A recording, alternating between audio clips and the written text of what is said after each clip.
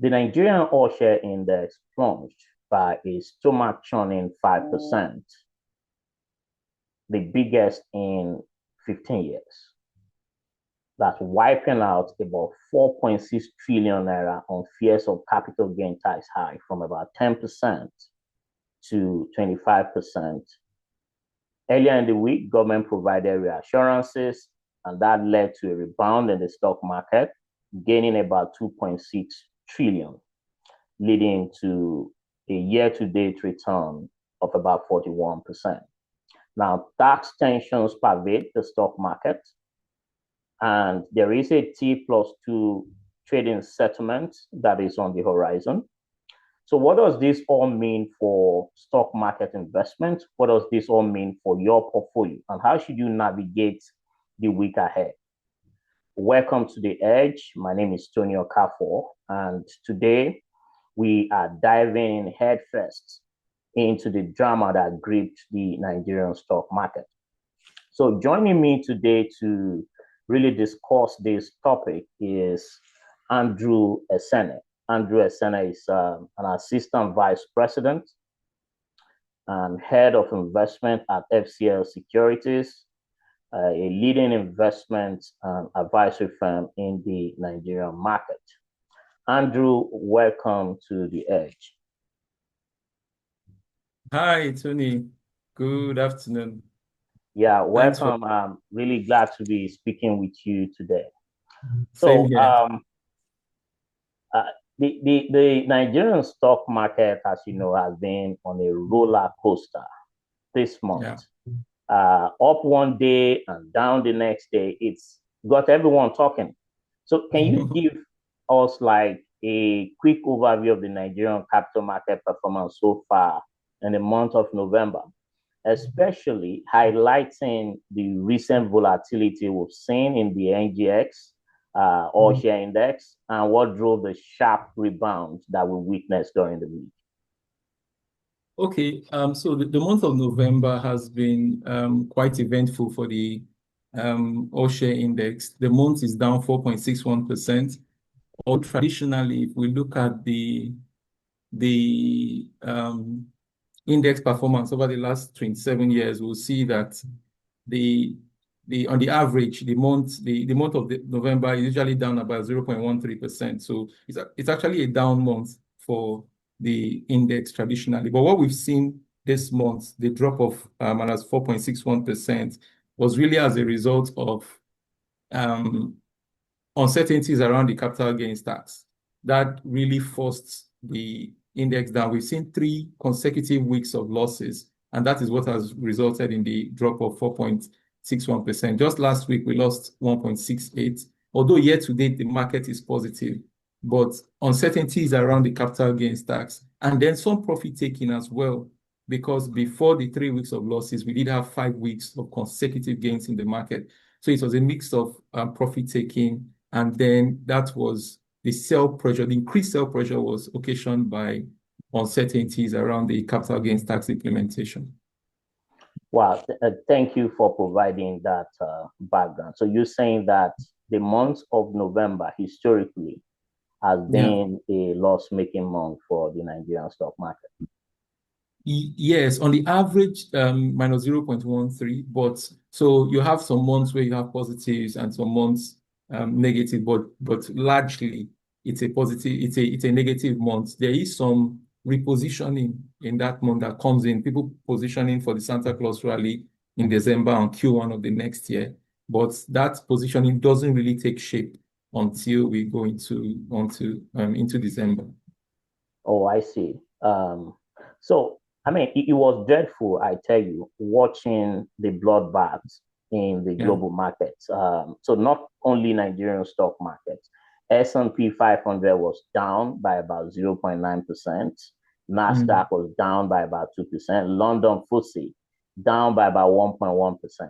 Same as the Australian index, the AXS, also plunging.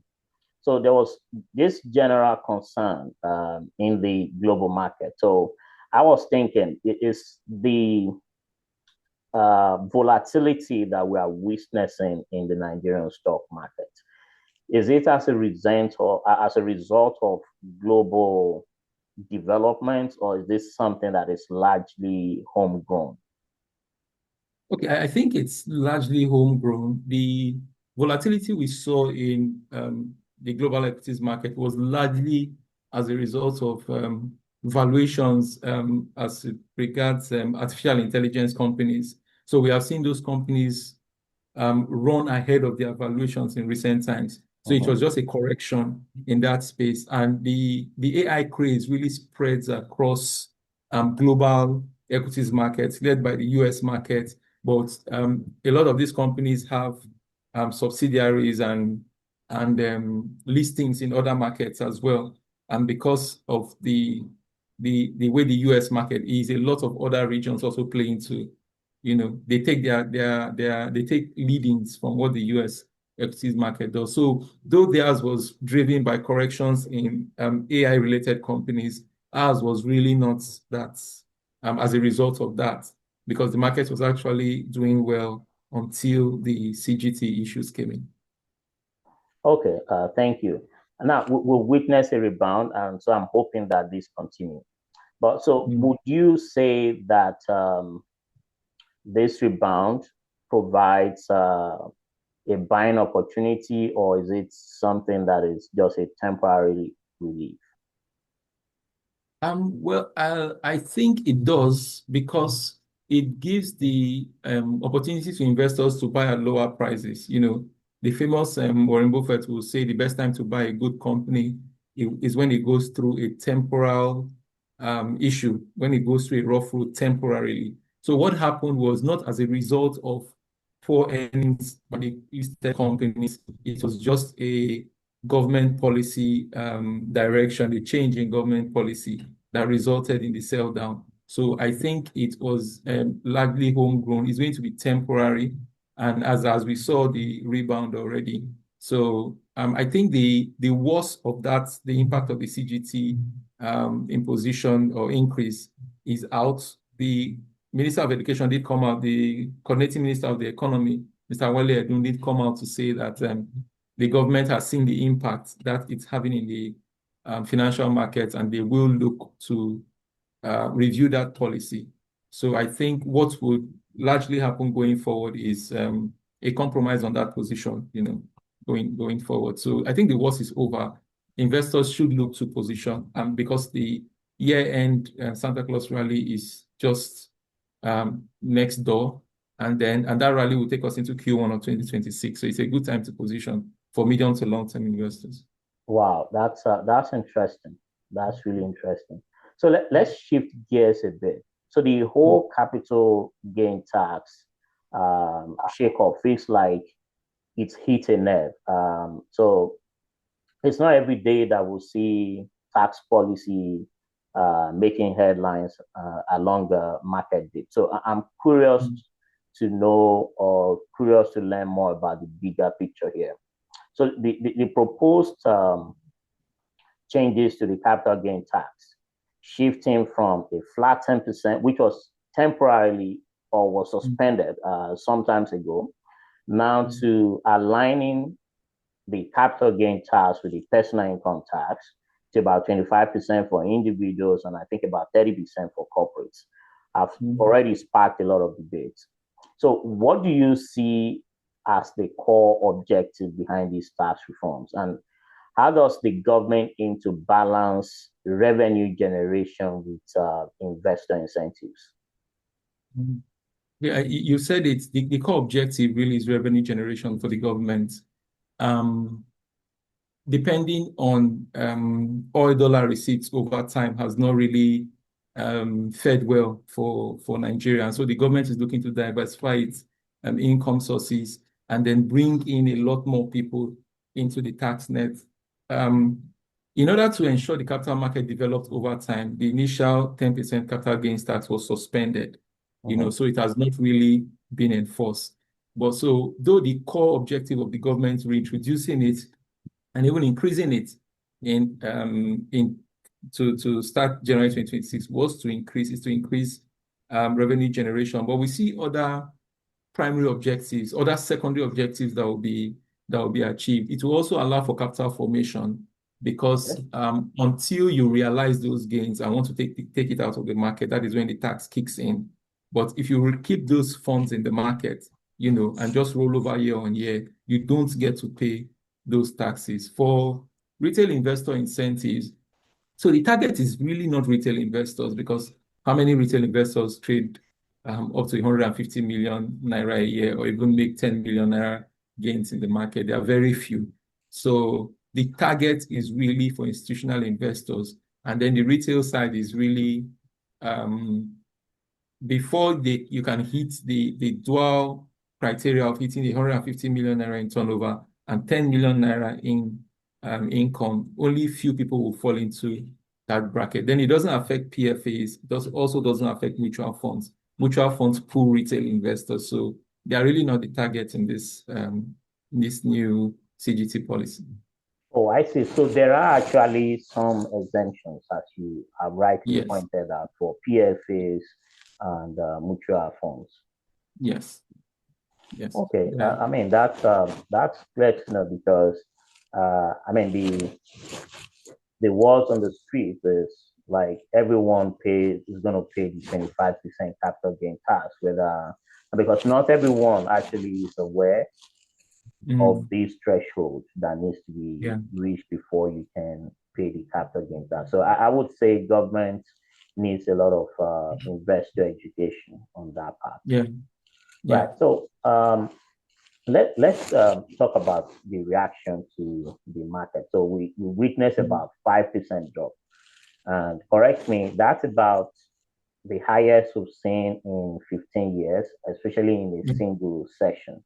And it really highlighted how sensitive the market is to policy changes.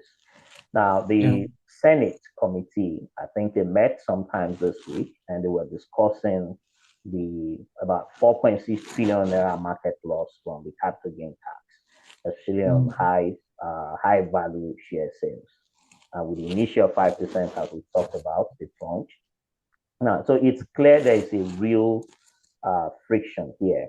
So the Senate committee, I think you pointed out, without talking to the Minister of Finance or the coordinating Minister of the Economy, they've been asked, or they've urged the Finance Minister to review that provision to protect market stability and investor confidence. So how do you see this playing out? Do you think this is going to deter foreign investments? And how would this also affect domestic investors, especially with the disruption we've witnessed already? Yeah, so we've seen interventions from various areas to prevail on the government to take a second look at that policy. And the coordinating minister of the economy, on the day he was on the exchange to take the closing bell, he made comments concerning a possibility of reviewing the policy, and the very next day the market gained. So it was really that shows that it was the uncertainty around the policy that was a key negative driver for the market. So we've seen interventions from different corners coming in to urge the government to review that position. For foreign portfolio investors, they were so they are part of the key targets for this, because in order to get more from their activities in the market, for that the government can get more earnings from the activities of FPIs in the market, and also to force them to stay longer. So that's the saying of hot money, they just come, they come in and out of the economy as they will. This will also cause them to rethink their entries and exits, because if upon exit you're going to lose 30% of your returns to the government, then maybe they don't want to exit immediately. So we've seen some disruptions to the market, but going forward, we expect that the government will be more accommodating in that policy to allow them to continue to participate in the market. I don't think we will see going forward. We'll see a smoothing of that uncertainty, as the government will come up with a position that we believe all parties will align with. in terms of how the implementation of the CGT will continue.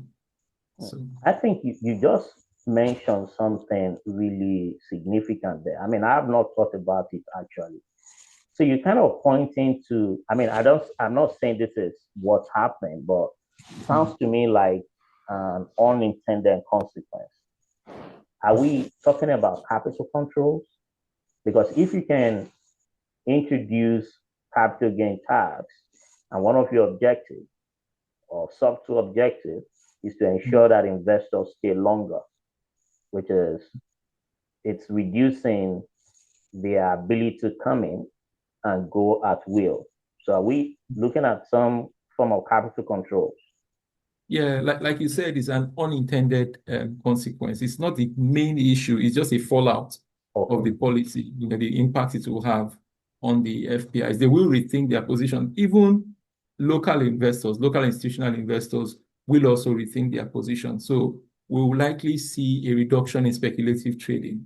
The activities, the turnover would also reduce. It will affect stockbroking firms because for retail investors that trade high volumes, they also don't want to hit that 150 million, that will put them in the bucket for consideration of the tax. Mm. And therefore, institutional investors, they also want to be sure, that because for you to make returns that would amount to losing 30% to the government, then those returns have to be quite significant.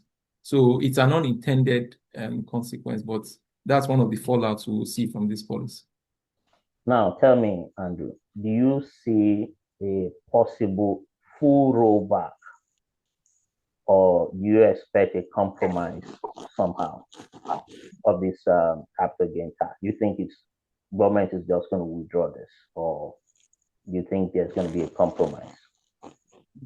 I think there will be a compromise. So as you mentioned earlier, this tax has been in the law for years. It was Okay. suspended for a 10-year period, but then it was 10%. So Mm-hmm. 10 to 30% was a giant leap, Yes. And so what would likely see maybe a reduction to the initial 10%, and then you start implementing from 10% and graduate it over time. But there will definitely be a compromise. A full rollback would not achieve anything for the government. And we've seen a few policy somersaults in this administration. So the 15%, just recently, the 15% imposition, 15% import tariff Yeah. on petroleum products importation was Yeah, rolled that was back. suspended, right?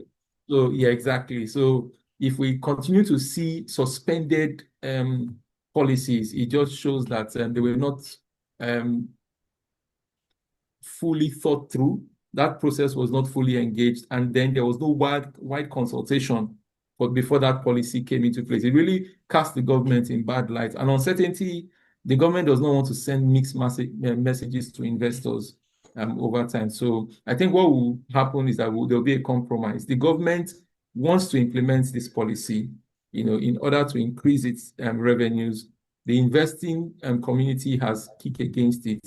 There will be a common ground where the policy is implemented, but that, as they say, with a human face, it takes into consideration what the investing public, the investing community is saying about it. Awesome. So, I mean, obviously, markets don't stay down forever and they don't stay up forever as well. Now, we've seen that 2.6 trillion rally. So, resilience is going to be key going forward. So does this rally feel like broad based, or is it concentrated on a few names or a few heavyweights in the stock market? So I think it's more broad-based than the concentration. So we saw declines, especially in the banking space, but it also spread across consumer goods, industrial goods space, and then the oil and gas sector. So it was broad-based, but we did see particular names that are blue chips for foreign portfolio investors lose value. So though the FPI community was selling, but that sell pressure will also drive local investors to also sell down because, it's first out the door. That's how you can preserve your capital. If you wait for the FPIs to exit before you start thinking of, cutting your own losses, you'll be investors will be burnt a lot. So it was across sectors, and then once that when that sell pressure increased, we also saw local investors also exit some positions. So it was broad-based. Okay, I mean, that's good to know. So let's switch gears a bit and talk about these policy tweaks coming up, especially about the trade settlements. I bet that got operators buzzing. So the Fed is planning to transition to a T+2 settlement cycle, and that's Yeah. kicking off on, I think, November the 28th. So how might this enhance liquidity and reduce risk in the capital markets? Do you think that this is the objective? Okay, I think it's a natural step for the regulators to try to reduce market trading cycles. So in advanced economies, you have T+1, you even have T+0, you Hmm. know. But as to its impact on liquidity in the market, I'm not sure it will have significant liquidity. And the reason is because for most investors, um, you have access to your funds almost immediately you trade. So where if there is the sales proceeds that you gather upon selling a position are in your stockbroking account. And the very next day you can actually use it, even though the proceeds are uncleared because of T+3. But you can actually trade in your account in anticipation that those funds are coming in. Some stockbroking firms allow you to trade, most of them. Okay. So as in enhancing liquidity position, I'm not sure it will really do that because we already have access to sales proceeds even on T+1 before this comes into play. Maybe for FPIs, maybe for institutional investors, it's not the case, but most stockbroking firms that have mobile and web platforms already allow you access to your funds. In short, you can even sell a position and use the proceeds to take another position the same day. Oh, So okay. that enhanced liquidity is already there, but I don't know if where the volumes are higher, if firms allow institutional investors to do that, that is where it will increase liquidity. And then for those that want to pull out the funds, instead of waiting for T+3, T+2, you will have access to those funds, which is good. But in terms of using those funds to trade again in the market, you almost have access on T+1, T+0. You have access to use those funds. Okay. Do you foresee any challenges as the plan is rolled out? Maybe tech Mm. upgrades for brokers, or I mean, you guys are operators. Are you already Yeah. planning, or how are you planning for this Okay, upgrade? we have most of the stockbroking firms have already started engaging their technology providers, their infrastructure providers, and the feedback has been that the existing platforms can accommodate the T+2 timing, although it has not been tested. But the immediate feedback we have is that there will be no challenges really in using the new settlement cycle as opposed to T+3. So until the implementation really kicks in before we see how it will all work out. But the initial feedback we've gotten is that it will not really be a challenge adopting a T+2 settlement cycle. All right. So as we begin to wrap up, let's zoom out to next week because our viewers will like to know. So, with all the momentum building, so it's the perfect time to get your crystal ball Mm. and share what you are seeing. So, looking ahead to next week, we continue to see the momentum building. You mentioned that return is about 41% now. So, what Mm. sectors or stocks should investors be watching closely, and what potential headwinds, like the ongoing capital gain tax?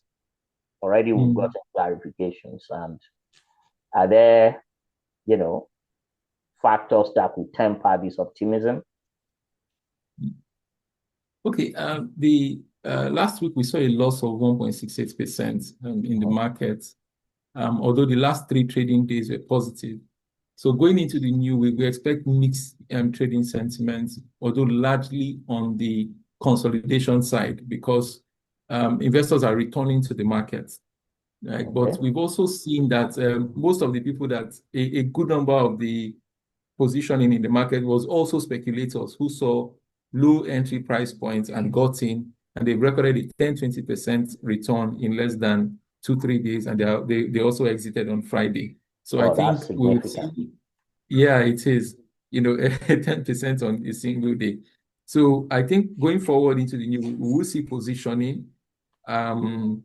The coast is almost clear concerning CGT, but developments around that will also inform the coming trading sessions. But I think there'll be mixed trading, but we will see a larger number of investors just taking position for the expected Santa Claus rally. For particular sectors and stocks, we did see a good number of companies go trade at very attractive price levels, the likes of GTCO, Nestle, Nigerian Breweries, Zenith. And you also saw the quick recovery in their prices, seeing that a lot of people felt that those price levels were too low for those particular stocks, likes of Aradel, Dangote Cement, key names, blue chips that are also sure to pay dividends in the next quarter for full year 2025. So those names are the ones investors should look at and consider if they're considering positioning to take advantage of the drop in prices that we saw, and also to position for Q1 next year. Yeah. I mean, do you have any entry price that you can, tell our viewers? So for medium to long-term investors, the entry price really is not a key focus, Okay. because they are going to be in, and then subsequent earnings releases will drive them up. And in the interim, they will get dividend benefits. So the expectation is traditionally Santa Claus rally Q1. It's an upward trend. So they should just position and hold those positions for the medium to long term. Wow, it's been really awesome speaking with you today, Andrew, and thanks so much for coming. So I'm hoping that we can constantly pick, from your words of knowledge of the capital markets, and hopefully we will come back next week and get our viewers some, good news about what might have happened in the stock market and how they can position for the week, and especially talking about the December rally, so that investors can know how to position themselves. So it's been a pleasure talking to you, Andrew. Thank you so much. Same here. Thank you very much.